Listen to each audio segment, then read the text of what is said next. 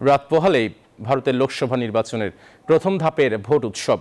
22 রাজ্য ও কেন্দ্রশাসিত অঞ্চলের 102 আসনে হবে ভোট। বাংলাদেশ সময় সকাল 7:30 থেকে শুরু হয়ে চলবে বিকেল 6:30 পর্যন্ত। প্রথম দিনে পশ্চিমবঙ্গের জলপাইগুড়ি, কোচবিহার ও আলিপুরদুয়ার 3 আসনে হবে ভোট গ্রহণ।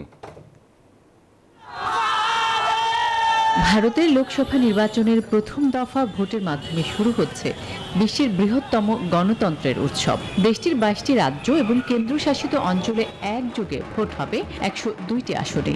এই তালিকায় আছে পশ্চিমবঙ্গের কোচবিহার, আলিপুরদুয়ার এবং জলপাইগুড়ির 3টি আসন। এই দফায় 87 লাখ ভোট কেন্দ্র থেকে প্রায় 17 কোটি ভোটার ইভিএমে তাদের রায় দেবেন। এই দফায় ভারত জুড়ে পোলিং এজেন্ট আছে 18 লাখের বেশি।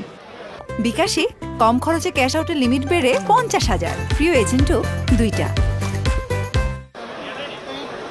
লোকসভার পাশাপাশি অরুণাচল প্রদেশের 7টি এবং সিকিমের 32টি বিধানসভা আসনের সবকটিতেই ভোট এই দফায়। এই নির্বাচনী ময়দানে প্রধান প্রতিদ্বন্দ্বীরা হচ্ছে তৃণমূল কংগ্রেস, বিজেপি, সিপিএম ও কংগ্রেস। প্রায় 1.5 মাস ব্যাপী ভোটের জন্য স্থাপিত হচ্ছে 10 লাখেরও বেশি ভোট কেন্দ্র। এবার ভোটারদের নিরাপত্তায়ও বেশ জোর দেওয়া হয়েছে।